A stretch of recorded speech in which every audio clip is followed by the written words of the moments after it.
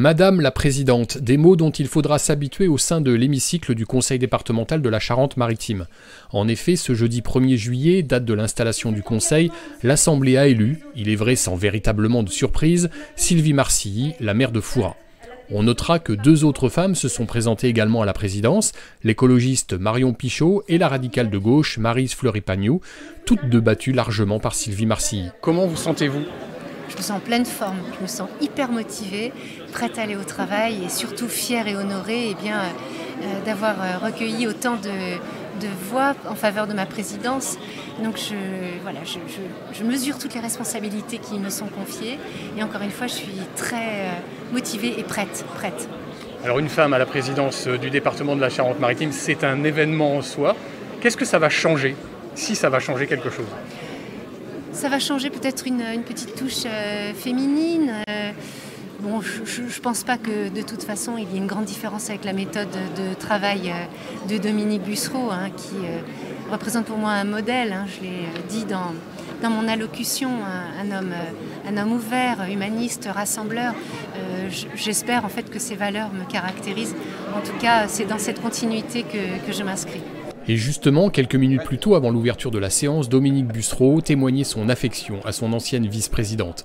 Et après le vote, tout en retenue, l'ancien président saluait cette victoire. Je n'avais pris parti pour personne avant le 2e tour, parce qu'il y avait l'éventualité de 2 candidatures, l'une de mon premier vice-président, l'autre de ma 2e vice-présidente, en l'occurrence Lionel Quillet et Sylvie Marcilly, sauf que Lionel Quillet n'a pas résisté aux urnes.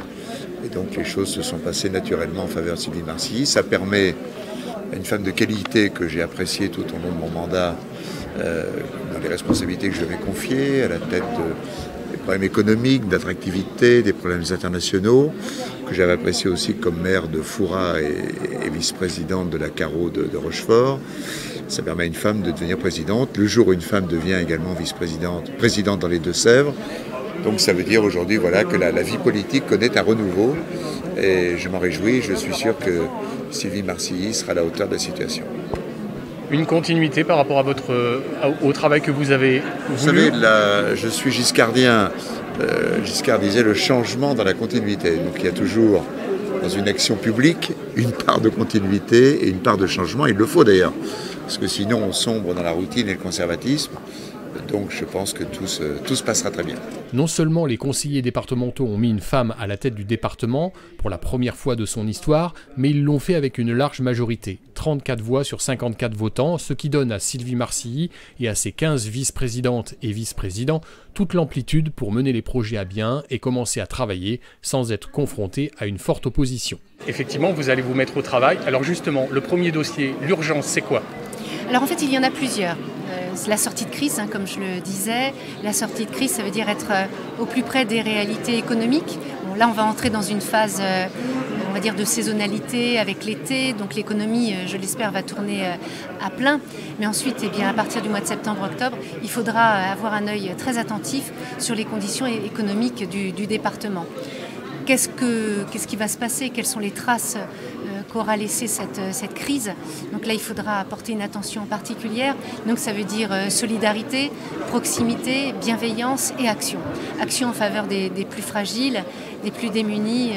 Voilà, ça c'est le chantier numéro 1 que nous mettrons en route. Dans l'hémicycle, 2 nouveaux conseillers départementaux du canton de Maran ont fait leur entrée, Jean-Pierre Servant et Valérie Amimois, quelque peu impressionnés. Impressionnant, c'est alors d'abord avec une réelle émotion qu'on entre aujourd'hui dans cette grande et belle maison de la Charente-Maritime. Et puis côté impressionnant aussi, c'est l'élection de notre président.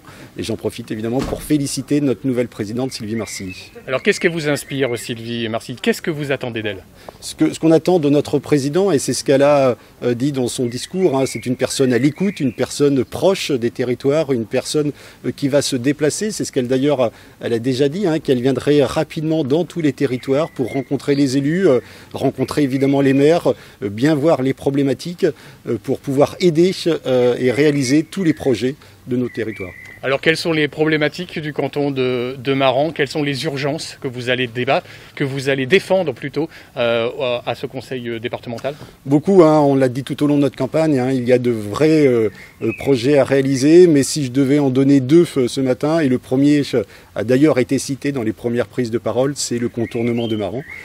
C'est un sujet majeur. Et puis un deuxième, c'est la protection de nos populations, notamment du côté de Charron, avec la réalisation de digues pour protéger nos populations. Donc voilà, si je devais en citer deux ce matin, je dirais ces deux-là.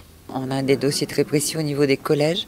Il y a des gros soucis sur le collège de Courson. Moi, j'attends des réponses très très rapides puisqu'à la rentrée, compte tenu du nombre d'élèves qui vont être au collège Jean Monnet, il va y avoir un souci par rapport à des modulaires qui doivent être installés. Et je veux avoir des réponses avant la fin de la semaine. La séance d'installation du conseil départemental se poursuivra le 9 juillet prochain, avec entre autres la précision des délégations attribuées aux 15 vice-présidents et la désignation des présidents, vice-présidents, secrétaires et membres au sein des commissions.